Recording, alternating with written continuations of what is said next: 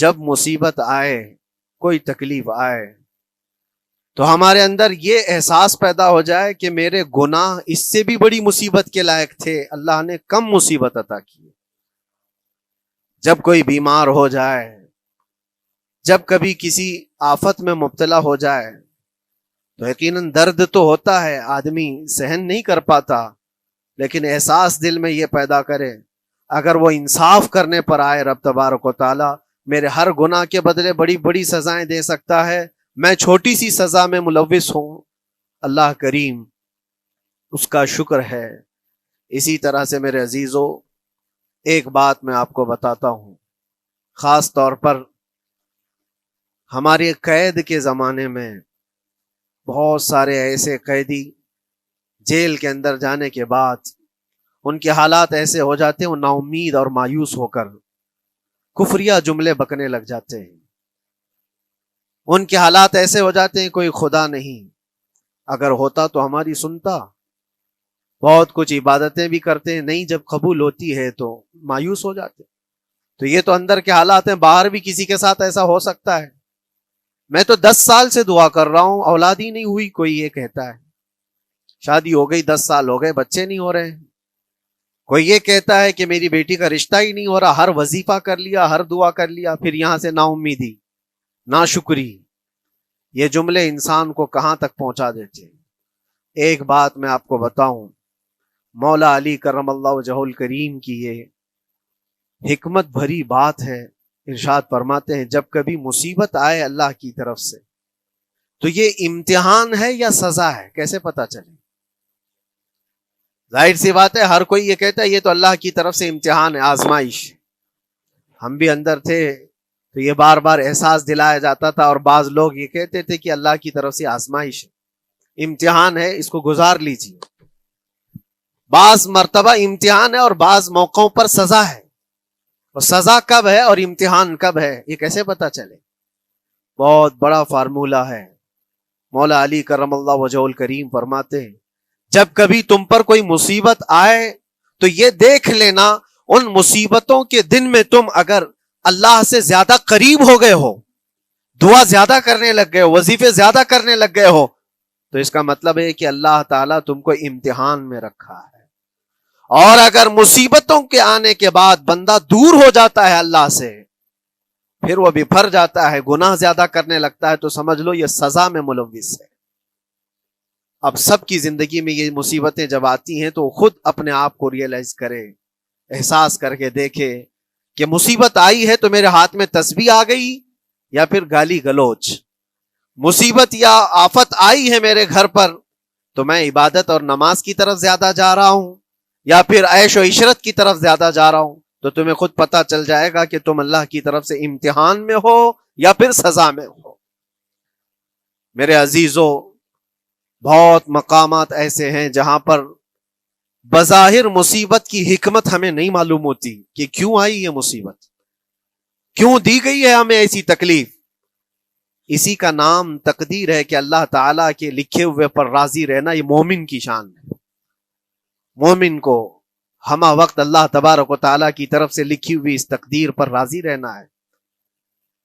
آپ کو میں ایک بات بتا دوں، حضرت ابو جندل ایک صحابی ہیں، مکہ مکرمہ میں ایمان لائے، رسول پاک صلی اللہ تعالیٰ علیہ وسلم جب ابھی مکہ میں تھے، اس وقت غریب صحابہ کو کفار مکہ، مشرکین مکہ کس طرح سے پکڑ کر مارتے تھے، کیسے کیسی سزائیں دیا کرتے تھے۔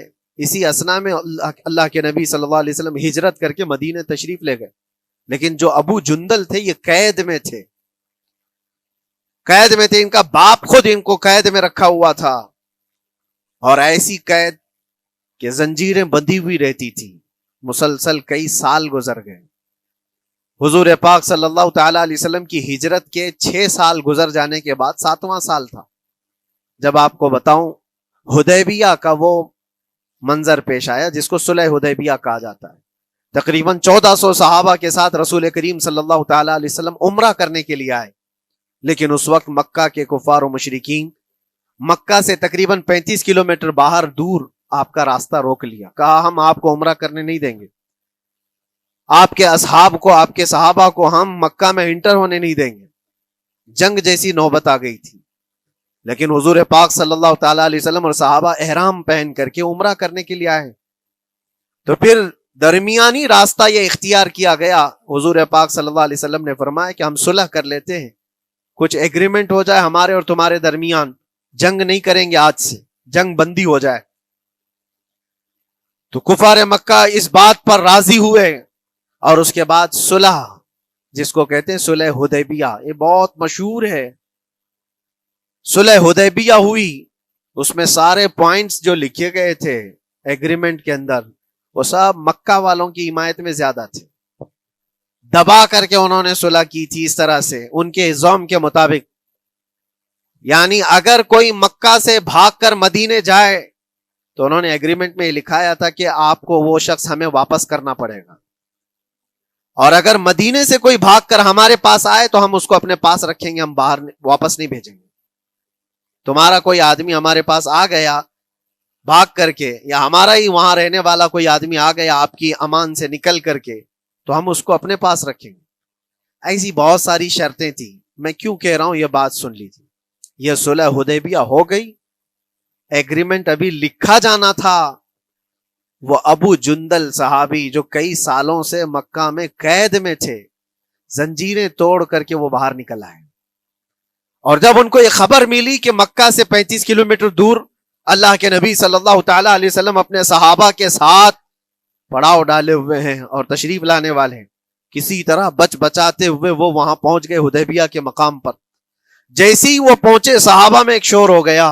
صحابہ جانتے تھے کہ کتنے سالوں سے ابو جندل قید میں ہے، طرح طرح کی اذیتیں اٹھاتا ہے، بہت مصیبتیں اٹھائی ہیں ابو جندل. دیکھا ان کے جسم پر پورے زخموں کے نشان تھے، ہاتھوں اور پیروں میں زنجیریں لٹکی ہوئی تھیں. وہ اسی حالت میں صحابہ کے پاس آ گئے. صحابہ سب نے سینے سے سینہ لگایا، استقبال کیا. ابو جندل تم آ گئے ہمارے پاس، آ گئے. اب بات سنو، بڑی حیرت کی ہے. ایگریمنٹ لکھا جا رہا تھا اور ابو جندل مکہ سے فرار ہو کر کے آئے تھے. ابو جندل کا جو باپ ہے اور دوسرے جو رئیس مکہ کے تھے، قریش کے سردار، سبوں نے ہاتھ روک لیا اور کہا ہمارا ایک آدمی بھاگ کر آپ کے پاس آیا ہے، ایگریمنٹ کے مطابق اس کو آپ ہمیں واپس کرنا ہوگا، واپس لوٹانا ہوگا.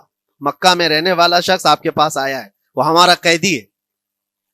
حضور پاک صلی اللہ تعالی علیہ وسلم نے فرمایا ابھی تو لکھا نہیں گیا، اس سے پہلے وہ آیا ہے، چھوڑ دو اس کو، اس کے بعد جو بھی ہوگا اس پر عمل کریں گے. مکہ والوں نے کہا نہیں، ہم نہیں مانتے اس چیز کو. حضور پاک صلی اللہ تعالی علیہ وسلم نے یہاں تک فرمایا اس ایک شخص کو میری ضمانت میں دے دو، باقی تمہاری ساری شرطیں منظور کر لی جائیں گی. وہ رحمت للعالمین. نبی اکرم صلی اللہ تعالی علیہ وسلم اپنے غلاموں پر رحم کیسے نہ کریں. جب ان حالات میں دیکھا ابو جندل کو، تو صحابہ بھی حضور کے پاس آئے اور کہا یا رسول اللہ صلی اللہ علیہ وسلم صلح کیوں کر رہے ہیں ان کے ساتھ؟ جنگ کریں گے ہم ان کو، ہم نے بدر میں، احد میں، خندق میں ان کے ساتھ جو مقابلے کی ہمیں تجربہ ہے، ہم ان کے پرخچے اڑا دیں گے، آپ اجازت دیں ہم جنگ کریں گے. اللہ کے نبی فرماتے ہیں میں جو دیکھ رہا ہوں وہ تم نہیں دیکھ رہے ہو. اللہ کا حکم نہیں ہے جنگ کرنے کا، صلح ہے. صلح ہو گئی، لکھا جا رہا تھا، اور یہ ابو جندل آئے. اب جب حضور پاک صلی اللہ تعالی علیہ وسلم نے فرمایا ٹھیک ہے، ایگریمنٹ کے مطابق ابو جندل کو مکہ واپس بھیجنا پڑے گا، اتنا فرمایا تھا حضور نے. ابو جندل دھاڑے مار مار کر رونے لگے اور صحابہ کو جا کر کے اپنے زخم دکھانے لگے کہ دیکھو مجھے واپس بھیجا جا رہا ہے، مجھے واپس بھیجا جا رہا ہے. تو صحابہ کے اندر بھی جوش تھا. اپنا آدمی جب کوئی اتنا مظلوم ہو، اتنا مار کھایا ہو، اور پھر واپس انہی ظالموں کے سامنے اس کو بھیجا جانا ہو تو کیا کیفیت ہوگی. تو وہ ابو جندل سارے صحابہ کے بیچ میں چھپ چھپاتے ہوئے رو رہے تھے. اللہ کے نبی صلی اللہ علیہ وسلم تشریف لائے اور فرمایا ابو جندل میں کہہ رہا ہوں واپس چلے جاؤ، واپس جاؤ، مکہ جاؤ. تو انہوں نے کہا یا رسول اللہ صلی اللہ علیہ وسلم ان زخموں کے ساتھ واپس جاؤں؟ اللہ کے نبی صلی اللہ علیہ وسلم نے فرمایا ہاں ابو جندل، اللہ کی مرضی یہی ہے، اور اللہ کا نبی وہی کہتا ہے جو اللہ کی مرضی ہوتی ہے. یہ میں کہہ رہا ہوں بظاہر تکلیفوں کی حکمت ہمیں معلوم نہیں ہوتی، لیکن ہمیں عمل کرنا چاہیے۔ نبی پاک صلی اللہ تعالی علیہ وسلم کا جب حکم ہوا، ابو جندل انہی زنجیروں کے ساتھ ان کے باپ کے حوالے کر دیے گئے، وہ گھسیٹتے ہوئے لے جا رہا تھا، گھسیٹتے ہوئے واپس انہی قیدیوں کی طرح لے جا رہا تھا، سب کی آنکھوں میں آنسو تھے، لیکن حکمت الہی کیا ہے یہ کون جانتا ہے؟ بظاہر اللہ تبارک و تعالیٰ کی طرف سے یہ دی ہوئی آزمائشیں، یہ تکلیفیں، اس کی حکمت وہ بہتر جانتا ہے۔ جب ابو جندل کو واپس کیا گیا، ایک سوال اٹھتا ہے میرے عزیزو، یہ میں قید کی حالت میں رہ کر کے ایک شخص نے مجھ سے سوال کیا تھا، آپ تو اللہ کے نبی صلی اللہ تعالی علیہ وسلم کی ناموس کی بات کرتے ہو، حضور کی محبت کی بات کرتے ہو، ان کے عشق کی بات کرتے ہو، اور یہ بھی کہتے ہو کہ نبی پاک صلی اللہ تعالی علیہ وسلم دستگیری کرتے ہیں، اپنے غلاموں کی مدد کرتے ہیں، تو اتنے دنوں سے کیا آپ نے حضور کو نہیں پکارا؟ کیا رسول پاک صلی اللہ تعالی علیہ وسلم سے محبت اور عشق کی بات کے بعد آپ نے بھیک نہیں مانگی؟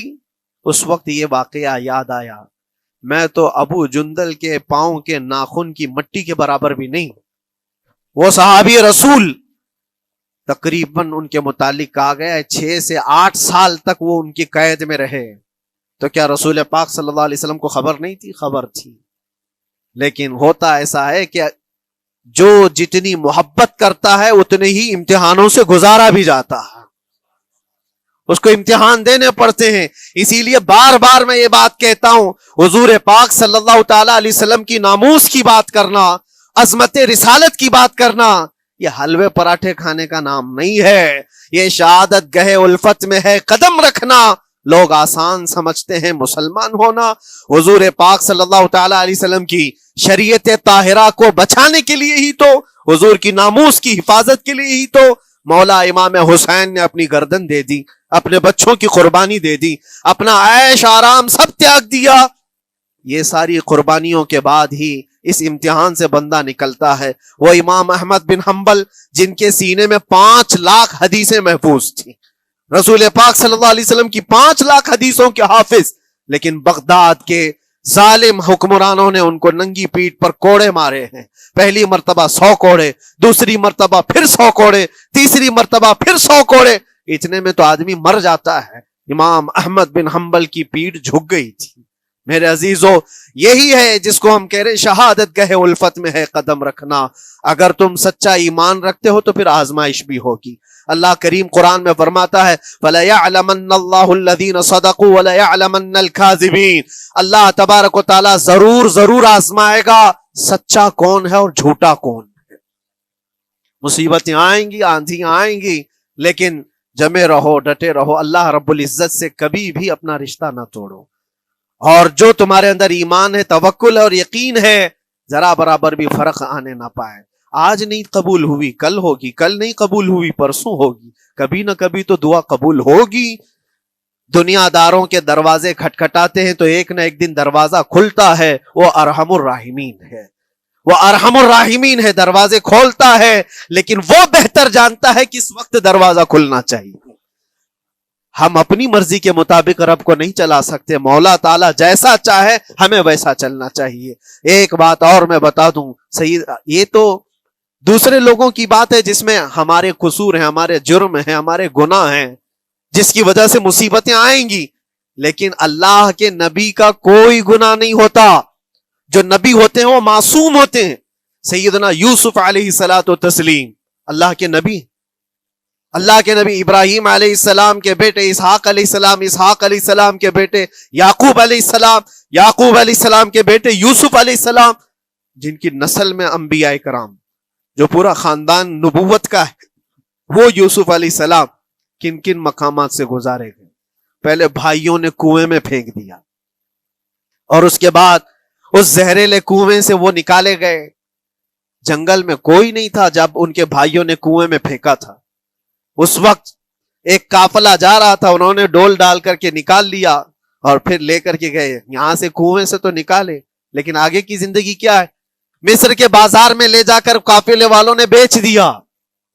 یوسف علیہ السلام پھر خریدے گئے، کس کے ہاں؟ عزیز مصر، بادشاہ مصر کے گھر میں، اور وہاں پر زلیخا آپ پر فدا ہوئی، پھر آپ پر الزام بھی لگایا گیا اور اس الزام کی بنیاد پر آپ کو جیل بھیجا گیا۔ اللہ کے نبی کے دامن پر پیوند تو ہو سکتا ہے، دھبا نہیں ہوتا۔ کسی گناہ کا تصور بھی وہ نہیں کرتے، وہ معصوم ہوتے ہیں، لیکن بغیر کسی قصور کے، بغیر کسی جرم کے آپ کو جیل بھیجا گیا۔ یوسف علیہ الصلوۃ والتسلیم جیل جب گئے، وہ نبی ہو کر کے، اور اس کے بعد دن کٹتے رہے۔ دن کیسے؟ ہفتے، ہفتے کیا مہینے، مہینے کیا سال۔ یوسف علیہ الصلوۃ والتسلیم کے 7 سال گزر گئے۔ جب کبھی کسی انوسینٹ کو، بے قصور آدمی کو تکلیف دی جاتی ہے تو اس کو احساس زیادہ ہوتا ہے، اور جرم کی وجہ سے جب کوئی تکلیف میں آتا ہے تو کمپرومائز کر لیتا ہے، میں ایسا غلطی کیا تھا، مجھے یہ جھیلنا پڑ رہا ہے۔